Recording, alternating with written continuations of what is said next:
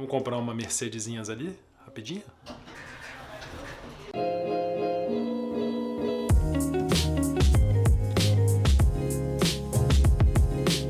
Imagina que, em vez de um fundo, você está escolhendo um carro. E seu sonho sempre foi ter um Mercedão desse aqui. Aí você chegou lá na loja e falou pro vendedor: eu quero um carro que tem espaço no bagageiro, que tem espaço atrás para as crianças e tal, e ele te mostrou a série C. Só que tem a série C 180, a série C 200, a série C 300, a AMG 63. Por fora todas parecidas, mas cada uma com um preço e uma potência diferente. E aí, como é que você vai escolher a melhor para você? Aqui, no mercado financeiro, é a mesma coisa. Você encontra vários fundos de mesma classe que operam ativos parecidos e tal, e cada um tem uma potência diferente e um custo também. Como é que você compara esses custos? A potência dos carros você mede pelos cavalos. Quanto maior a cavalaria, mais potente é um carro. E a potência dos fundos você mede pela volatilidade, que nada mais é do que uma medida de quanto que o fundo pode oscilar, para o bem ou para o mal. Quanto mais volátil é o fundo, maior a capacidade, maior orçamento de risco que esse fundo tem para ganhar ou perder dinheiro. Então, da mesma forma quando você compara o carro, você compara o preço dele com a cavalaria, quando você compara os fundos, você tem que comparar a taxa de administração com a volatilidade de cada um.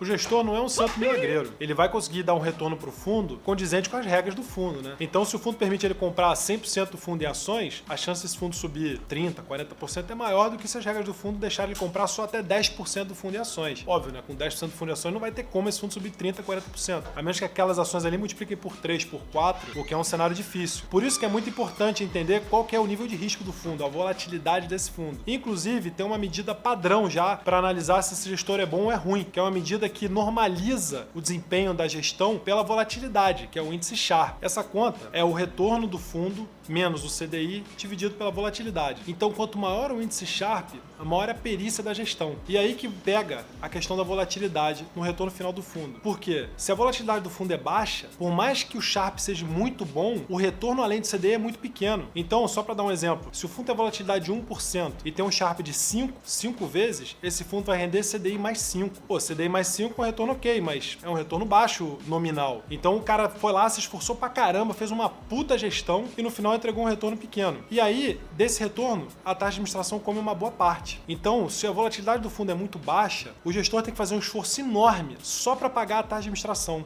E o que sobra depois disso é pouco. Por isso que é importante, sempre que você está analisando um fundo, você olhar quanto que é a volatilidade desse fundo em relação à taxa de administração. Quanto maior for a volatilidade dele em relação à taxa de administração, menor tem que ser o índice Sharpe do gestor para ele bater essa taxa de administração. Por isso, mais barato é o fundo. É óbvio que essa não tem que ser a sua análise para decidir um fundo. Essa é só uma das coisas que você tem que levar em consideração. E ela é muito importante em fundos de baixa volatilidade. E o que isso tem a ver com os carros lá com a Mercedes? É que diferente da indústria de fundos, onde você tem vários fundos cobrando 2,20 com diferentes níveis de volatilidade, quer dizer, tem fundo com vol de 10 cobrando 2,20, fundo com vol de 3 cobrando 2,20 e fundo que nem o nosso com vol de 40 cobrando 2,20. Já a Mercedes não. A Mercedes ela tem uma relação entre a cavalaria do carro e o preço que é praticamente estável. Então, pegando aqui minha colinha, se você quiser comprar uma C180, que é o modelo mais barato, tem 156 cavalos e vai te custar uns 170 pratas. Agora, se você quiser comprar uma C300, que é o modelo já mais nervosinho, tem 258 cavalos e custa uns 270 pratas. E a top de linha, a AMG C63, tem 510 cavalos e custa 570 mil reais. Então lá na Mercedes, o preço do carro é mais ou menos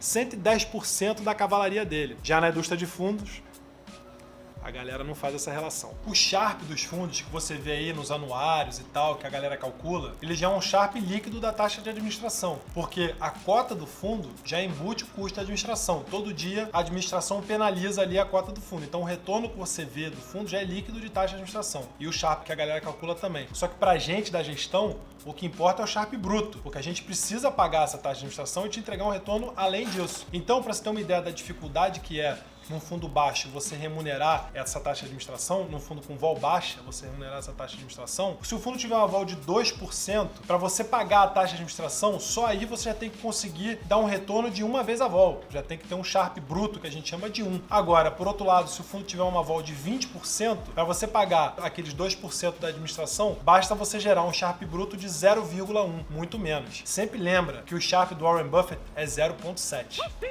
Gostou do vídeo? Não esquece de deixar seu like, de se inscrever no canal e conta aí pra gente, já fez essa quantia do teu fundo? Qual que é o fundo barato e qual que é o fundo caro que você tem na carteira? A gente quer saber. Grande abraço!